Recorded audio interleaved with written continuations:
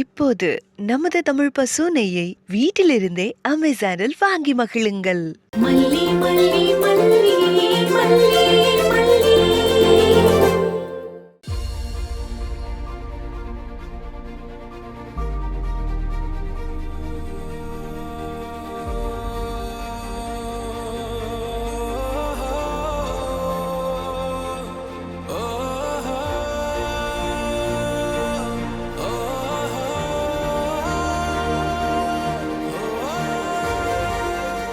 தூங்கிட்டா.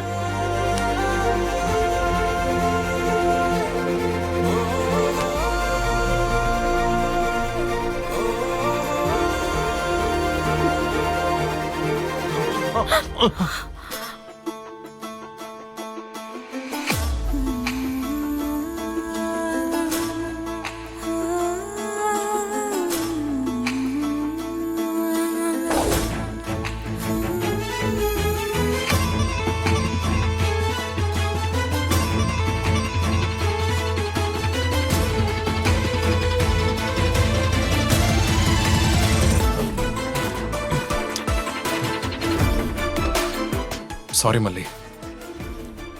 மல்லி, இந்த வாட்டி நம்ம தெய்வாதீனமா தப்பிச்சிட்டோம். இது நீ நினைக்கிற அளவுக்குலாம் சாதாரண விஷயம் இல்ல. நிஜமா சொல்றேன். எப்படா இது கான்ட்ராக்ட் மேரேஜ்னு ப்ரூவ் பண்றதுக்கு ஆதாரம் கிடைக்கும்னு தேடிக்கிட்டு இருக்காங்க. சப்போஸ் அவங்களுக்கு ஸ்ட்ராங்கான எவிடன்ஸ் மட்டும் கிடைச்சதுன்னு வையே, அப்புறம் அது ரொம்ப ரிஸ்க் ஆயிடும் மல்லி. உனக்கும் எனக்கும் இல்ல, வெண்பாவோட லைஃபுக்கே பிரச்சனை ஆயிடும். ஏன் வெண்பாவை இழக்கிற நிலைமை கூட வரும். கதிரேசங்கிட்ட இருக்கிற மாதிரி ஆயிடுச்சுன்னா வெண்பாவால எப்படி இருக்க முடியும்னு என்னால இமேஜின் பண்ணி கூட பார்க்க முடியல. ஐயோ சாரிங்க. அப்படி ஒரு நிலைமை ஒரு நாளும் வராதுங்க. அதுவும் என் மூலமா வரவே வராதுங்க. ப்ராமிஸ்ங்க.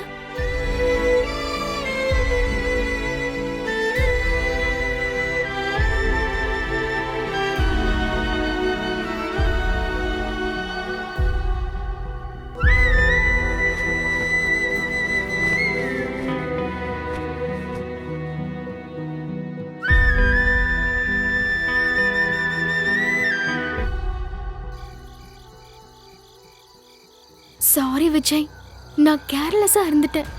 எப்பவோ எழுதின லெட்டர் இவ்ளோ சீரியஸான பிரச்சனையில கொண்டு போய் விடும்னு நான் யோசிக்கவே இல்லை. என்னால உங்களுக்கோ உங்க பொண்ணுக்கோ எந்த இடைஞ்சலும் வராது விஜய். அப்படி ஒரு பிரச்சனை வரதா இருந்தா என் உயிரை கொடுத்தாவது நான் அதை தடுத்துருவேன். அடேங்கப்பா, உயிரை கொடுப்பியா? எத்தனை தடவை கொடுப்ப?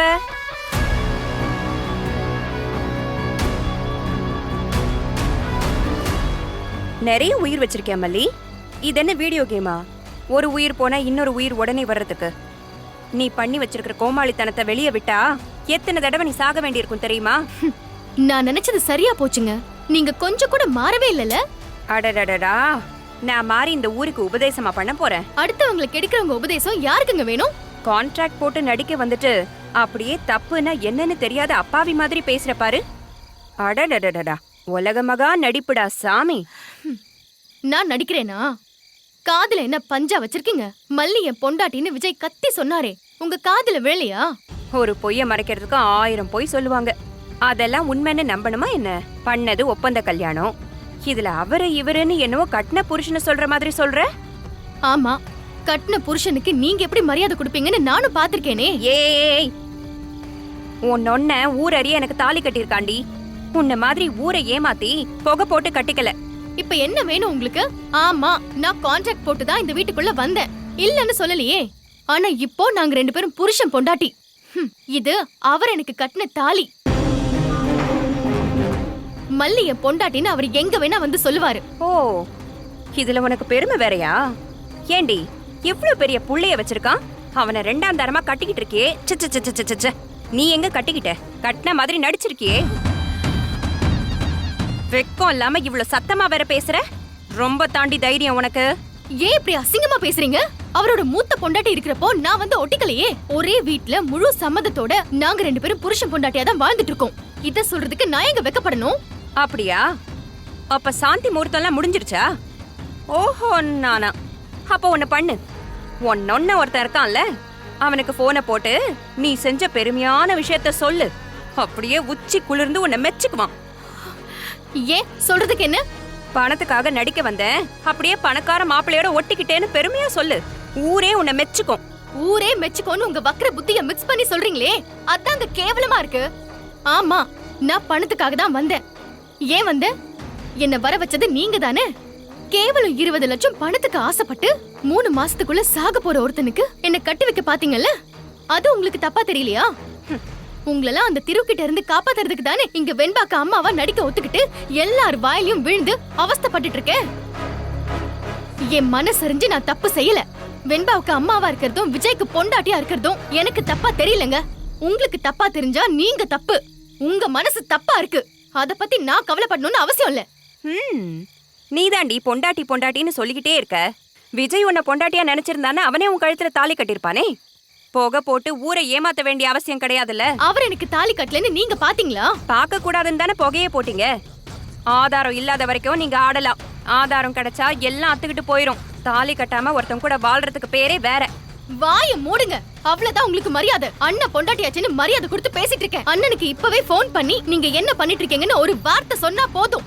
என்ன நடக்கும் தெரியுமா? ஒழுங்கா போயிடுங்க இங்கிருந்து. ஆமா, உங்க அண்ணன் பெரிய சூரன். ஏன் நீ போன் பண்ண நான் போன் பண்ண மாட்டேனா? நீ இங்க அடிச்சுக்கிட்டு இருக்கிற கூத்த சொன்னேன்னு வெயி, உன் அண்ணன் தான் மானஸ்தனாச்சே. உயிரோட இருப்பான்னு நினைக்கிற? 2 முழம் கயிறு போறாதவனுக்கு தொங்கிருவான். சொல்லவா? இங்க பாரு, நீ ஊரை விட்டு ஓடி வந்தவ. நீ பண்ண வேலைக்கு உங்க நொண்ண அனுபவிக்கிறான். அது அவன் தலையெழுத்து. நானும் என் பையனும் எதுக்கடி அனுபவிக்கணும்? என் வாழ்நாள்ல மறக்க முடியாத கொடுமையெல்லாம் அந்த திருக்கிட்ட கொத்தடிமையா அனுபவிச்சிட்டேன். அது எல்லாத்தையும் நீ தான் சரி பண்ணணும். அது சரியாயிடுச்சுன்னு என் மனசு சொல்ற வரைக்கும் நான் இங்கே தான் இருப்பேன். என்ன இந்த வீட்டை விட்டு விரட்டணும்னு நினைச்சு உன் மானஸ்த அண்ணனை பறி கொடுத்துறாத. இதோ பாருங்க, மூட்டை பூச்சிக்கு பயந்துகிட்டு வீட்டை கொளுத்துறவ நான் கிடையாது. எங்க அண்ணனை காட்டி என்ன பயமுறுத்தலான்னு நினைக்காதீங்க. நான் பயப்படவும் மாட்டேன், எங்க அண்ணனை பறி கொடுக்கவும் மாட்டேன். ரொம்ப பேசிட்டீங்க, இப்படியே போயிடுங்க. போறேன்டி, போறேன். நேரம் வரப்ப மொத்தத்தையும் திருப்பி கொடுப்பேன்.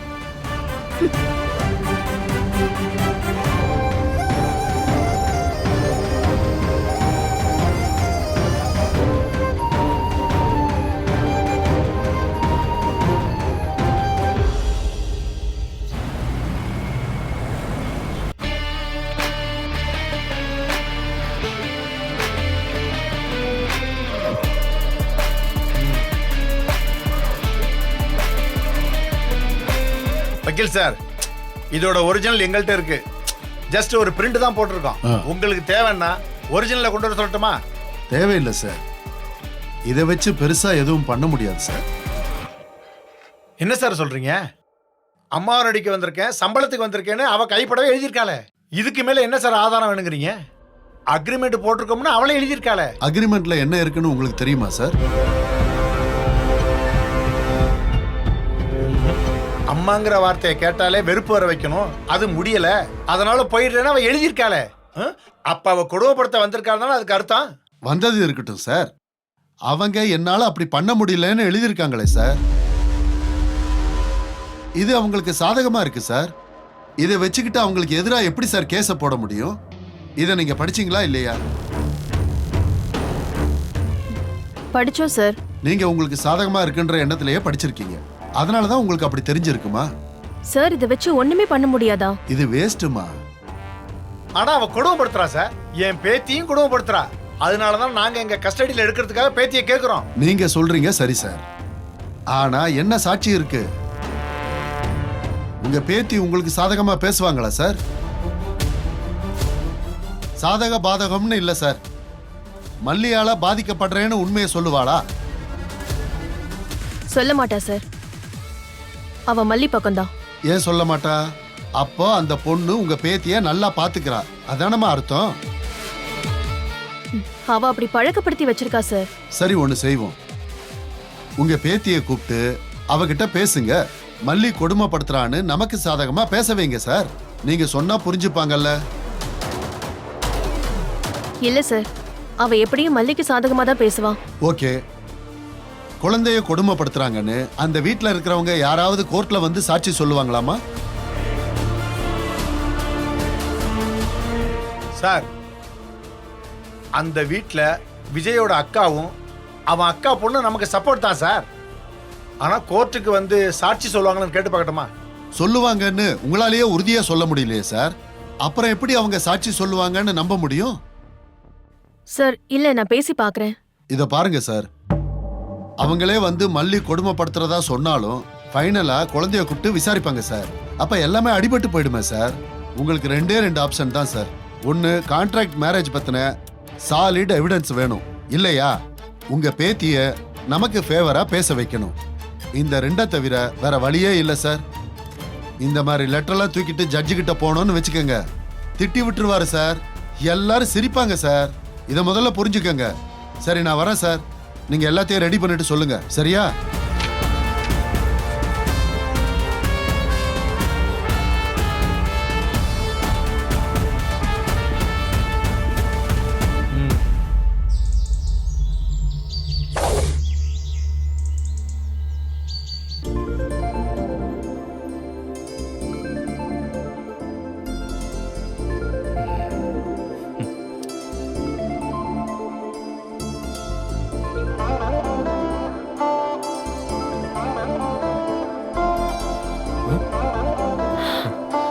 மல்லி, இந்தா காஃபி குடி. என்னங்க இது? நீங்க எதுக்கு இதெல்லாம் செய்றீங்க? ரொம்ப நேரம் தூங்கிட்டேன்னு இப்படியா பண்ணுவீங்க? ஆமா, நீதான் இங்க வர்றப்போ காஃபி எல்லாம் போட்டு தர மாட்டேன்னு ஸ்ட்ரிக்ட்டா சொல்லிட்டியே. அதான் உனக்கு நான் காஃபி போட்டு கொண்டு வரேன். ஏங்க இப்படி எல்லாம் சொல்றீங்க? அன்னைக்கு ஏதோ ஒரு மனநிலையில அப்படி சொல்லிட்டேன். சும்மா விளையாட்டுக்கு தான் சொன்னேன். இந்தா காஃபி குடி.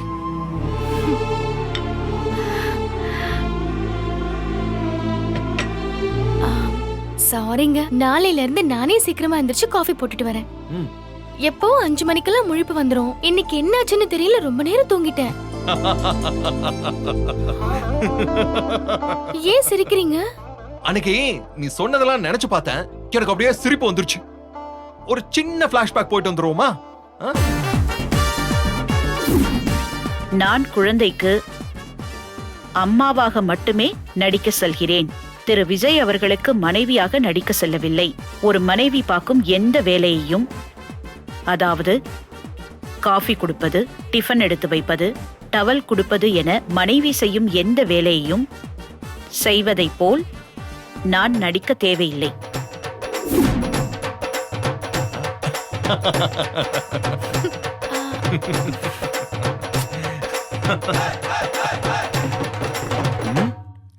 ஒரே வாய் எப்படி எப்படி எல்லாம் பேசுது பாரேன். அன்னைக்கு நானா பேசலங்க, குமுதா இருக்கால அவதான். அவ சொன்னதை நீ அப்படியே சொல்லிருவியா? அவ உனக்கு சொல்லி கொடுத்தாளா இல்ல நீ அவளுக்கு சொல்லி கொடுத்தியான்னு நம்ம குமுதா கிட்டே போய் கேட்டுருவோமா? அப்படிலாம் செய்ய மாட்டேன்னு சொல்றது கூட பெருசு இல்ல. ஆனா அதெல்லாம் அக்ரிமெண்ட்ல எழுதணும்னு சொல்லி எழுத வச்சா பாரு, அங்க நிக்கிற நீ. அப்போ உங்களை பத்தி தெரியாது, இப்பதான் உங்களை பத்தி முழுசா தெரிஞ்சுக்கிட்டேனே. அப்படி என்ன பத்தி நீ என்ன தெரிஞ்சுக்கிட்ட நான் தெரிஞ்சுக்கலாமா? இவனே காஃபி போட்டு கொண்டு வரானே பாவம், நம்மளும் பதிலுக்கு ஒரு காஃபியை போட்டு கொடுத்து அப்படியே கணக்க சரி பண்ணிரலாம்னு பாக்குறியா? அப்படியெல்லாம் இல்லங்க. பாத்தியா மல்லி, அக்ரிமெண்ட்ல இருக்கிற எதையும் நீ செய்யவே இல்ல. முக்கியமா வந்த வேலையை நீ செய்யவே இல்ல. முழுசா 2 மாசம் ஆக போகுது. ஏங்க அக்ரிமெண்ட்னு அதையே பேசிட்டு இருக்கீங்க? அது எப்படி விட முடியும்? நான் விடுவேன்னு சொன்னாலும் உங்க பெரியம்மா விடுவாங்களா? ஐயோ தம்பி, பிசினஸ் அது பிசினஸா தான் இருக்கணும், அதுல நான் கொஞ்சம் ஸ்ட்ரிக்ட்டா இருப்பேன் அப்படியே ஸ்ட்ரிக்ட் ஆபீசர் மாதிரியே பேசுவாங்களே. அவங்க எல்லாம் மனசு மாறி எவ்வளவோ நாள் ஆகுது விஜய். நானும் கான்ட்ராக்ட் தூக்கி போட்டுட்டு இங்கே இருக்கணும்னு ஆசைப்படுறேன். நீங்க அதை தூசி தட்டி எடுத்துட்டு வரீங்க. என்ன மல்லி, என்ன அப்படி பாத்துக்கிட்டு இருக்க? நான் சொல்றது நிஜம் தானே? என்னது என்னதா? நீ எங்க இருக்க? ஆள் தான் இங்க இருக்கிற மல்லி, ஆனா இங்க கனவு உலகத்துல மிதக்கிறேன்னு நினைக்கிறேன். கனவு காண்றதெல்லாம் நடக்குவாங்க செய்து. கனவு கண்டு அப்படியே சந்தோஷப்பட்டுக்க வேண்டியதுதான். அதுதான் நமக்கு கொடுத்து வச்சிருக்குன்னா என்னங்க பண்ண முடியும்? அப்படி ஏன் மல்லி சொல்ற? நம்ம காண்ற கனவை நனவாக்குறது நம்ம கையில தான் இருக்கு. அது நிச்சயமா நனவா மாறணும்னு நாம பரிபூர்ணமா நம்பணும்னு வச்சுக்கோயேன், அது கண்டிப்பா நடக்கும். நீ வேணா அப்படி நம்பி பாரு, கண்டிப்பா நடக்கும். அப்படிதாங்க நினைச்சிட்டு இருக்கேன். நம்ம கனவு நம்ம கையில மட்டும் இல்லையே, மத்தவங்களுக்கும் சம்பந்தப்பட்டதுன்னா அது எப்படி நம்ம நடக்கும்னு எதிர்பார்க்க முடியும்? ஏன் முடியாது? பாசிட்டிவிட்டியோட பவர் இன்னும் உனக்கு தெரியல. அது நம்மள மட்டும் இல்ல மல்லி, நம்மள சுத்தி இருக்கிற எல்லாரையும் அதை இன்ஃப்ளூயன்ஸ் பண்ணும். சரி, நீ காஃபியை குடி, ஆறிட போகுது. இங்க பாருங்க, இனிமே நீங்க இதெல்லாம் செய்யக்கூடாது சொல்லிட்டேன். ஏன்? ஆம்பளைங்களா அதை செய்யக்கூடாதுன்னு சொல்ல வரியா இன்னும் எந்த காலத்துல இருக்க? அது செய்யறவங்க செய்யட்டோங்க. இனிமே நான் செய்யறேன், அவ்வளவுதான். நீ இப்போ உடம்பு சரியில்லாம இருக்க, அதனால இப்ப நான் கொண்டு வரேன், அவ்வளவுதான், சிம்பிள். ஏன் மல்லி, நாளைக்கு இதே மாதிரி எனக்கு ஏதாச்சும் ஒரு ஆக்சிடென்ட் ஆச்சுன்னா? அப்படியெல்லாம் பேசாதீங்க.